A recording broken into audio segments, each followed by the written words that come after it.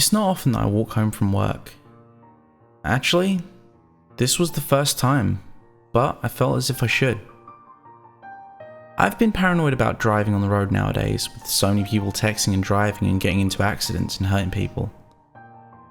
On July 28th, 2009, I was walking home from work. I worked in a different town to where I lived, so I had to walk a long way tonight. It was about 10 o'clock at night. There was nobody on the road, couldn't even see a single headlight for miles.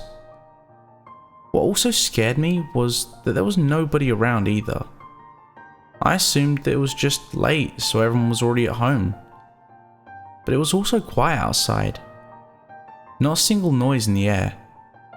No owls, bats, birds, or even crickets. Just the sound of my footsteps. I wanted to play some music to kill the silence, but I didn't own a cell phone or a music player.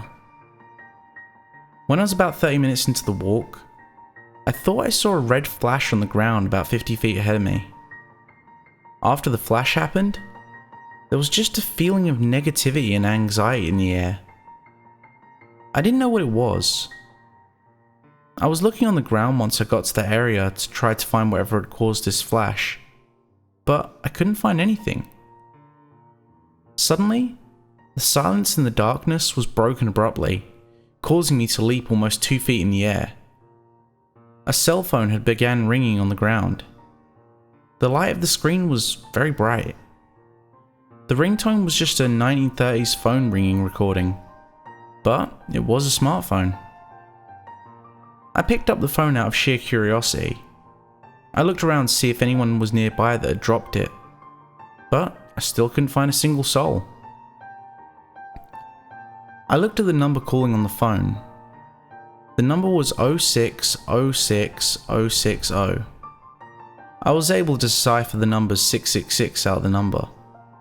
There was also no area code, which usually appears on these new advanced smartphones.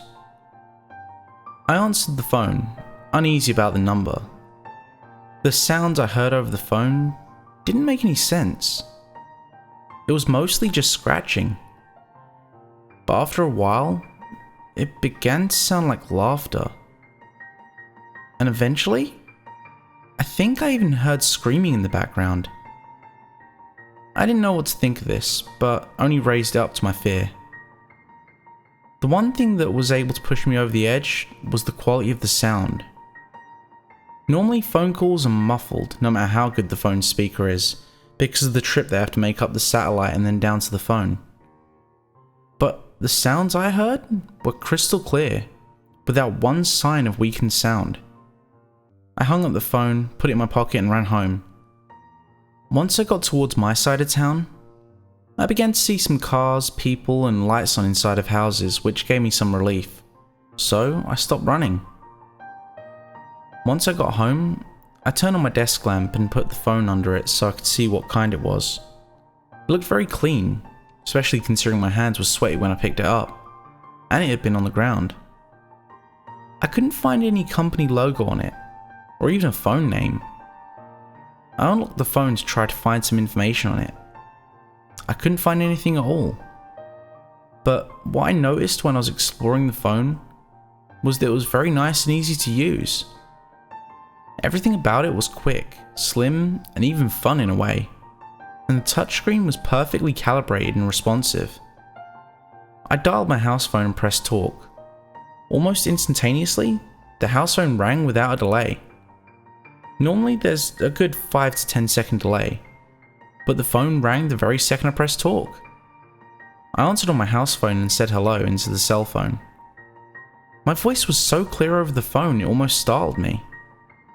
I was beginning to feel happiness, as I'd found a very high quality piece of technology. I decided that I was going to keep it as my phone. I wanted to find the number so that I could give it to the people who asked for it, now that I was able to provide a mobile number for them. When I looked at my caller ID on my house phone, I was once again in deep fear. The number was 0606060. Why was this number the same as the one that had called earlier? A week went by.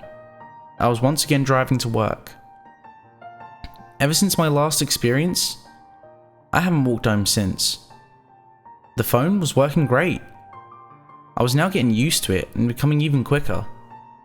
I had my entire work schedule on it, alarm clocks set, grocery lists, and much more useful things that had come in handy for. I was growing irritated that I couldn't find out which type of phone it was. No technology stores were able to identify it, and were a bit intimidated by it even. I looked to the absolute bottom of the internet for information, but there was nothing to be found. I was in a rush to find information because I didn't have a charger for it. The battery would die. Very slowly though. I had the phone for a week, actively being used. There was still 97% of the battery left. With the screen so big and bright, I thought it would die down much faster. I tried to open up the phone's shell to see the battery type inside. There were no creases or screws to get into, so I couldn't open the phone. I finally accepted that I'd just have to use this mysterious phone until the battery died, and then I'd have to give it up. About a month went by and the phone started acting strange. It grew slower as the battery life reached 50%, and the screen had a slight red tint. I told myself that it was just a malfunction in the light since the battery was weaker now. The quality of my voice through the phone was still the same though. About midnight, a week after all this had started happening, the phone battery struck 42%. It rang very loudly, waking me up with a great style.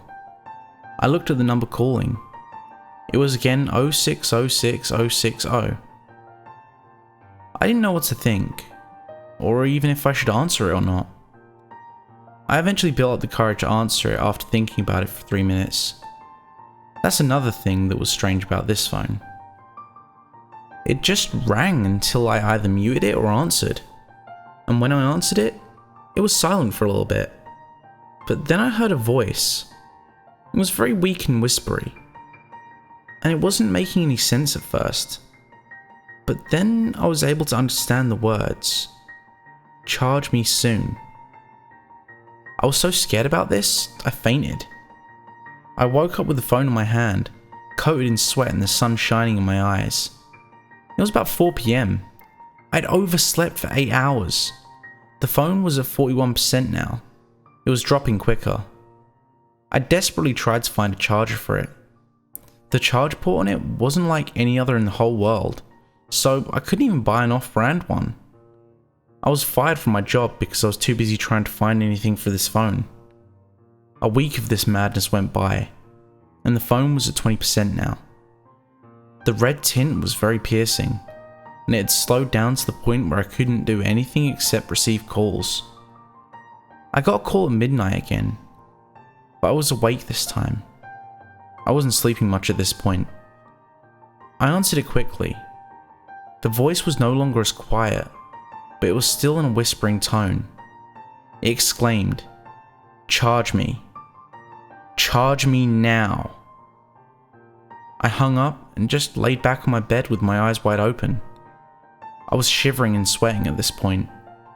I wanted to destroy the phone, but the quality that the phone had when it was at 100% battery life was so good that I just wanted to find a charger for it so that I could return to peace. I looked the internet over and over again, but all the results I could find were already clicked and dissected. I looked at the phone, but it wasn't on my nightstand where I normally kept it. It was on the floor. I looked at the battery life, and it was at 9%. The screen was so red that I could barely see anything on it. It rang soon after I picked it up. The voice was now trying its best to shout, but no vocals would work.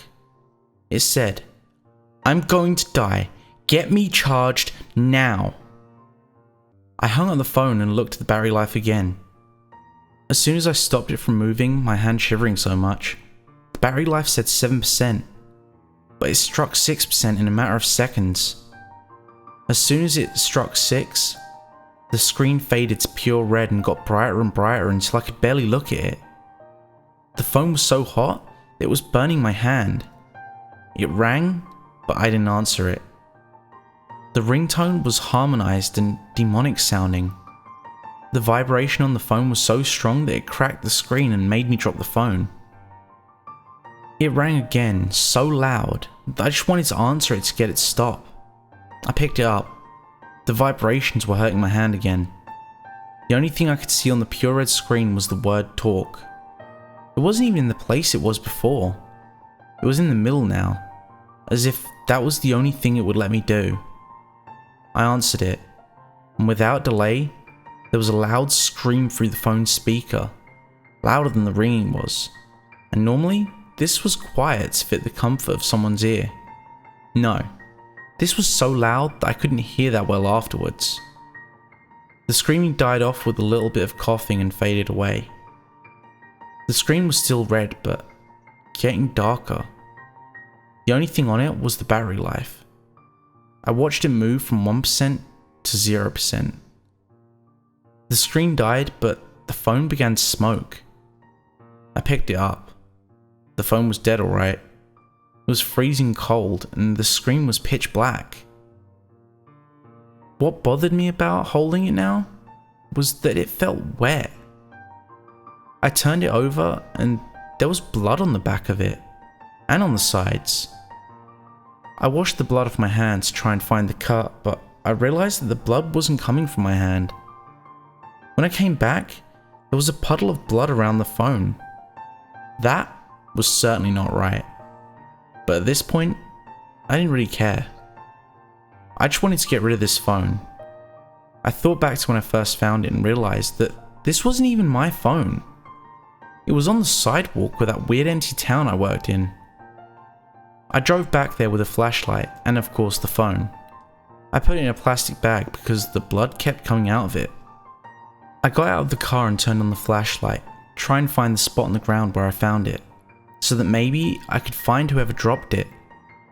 I think I found it, but I was never sure if that was the exact spot. It was definitely near though. I looked around hoping to see someone. There was absolutely nobody around. I thought back to all the times I'd driven to work and realized that this town was always empty like this. The store that I worked at never got any customers from this town either. So why was there a phone here that looked like it had been recently dropped? I must have stood there for half an hour in the darkness just thinking about it. Then something startled me. I heard a noise coming from my car. A buzzing kind of noise. I walked over to it to try and find the noise. It was coming from the passenger seat. It was the phone, vibrating in the plastic bag. How could it vibrate if it was dead? I took it out of the bag, getting my hand wet with blood, and looked at the phone. It seemed like the bleeding had stopped. So I got some napkins and wiped the phone down. Then I was startled again. A light had turned on coming from the phone. But not from the screen. It was coming from inside the charger port. The light was red and slowly dimming and then brightening. I realized that I'd never looked directly into the port. I slowly turned the phone to see what was making this light, but I never got the chance. The second the charge port was facing straight towards me, I couldn't see anything except the color red. Then I was falling down what seemed like an abyss. All I could hear was the phone hit the ground. I had a vision of the phone though. It had 100% charge, and the screen was returned to normal. I heard a voice come out of the phone. The same voice as before. The same demonic whispering voice that had spoken with me. It spoke very clearly, and I could tell by the way that it sounded that whatever it was saying, it was smiling. It said, "Thank you." After that, I faded to black. That's the last thing I remember.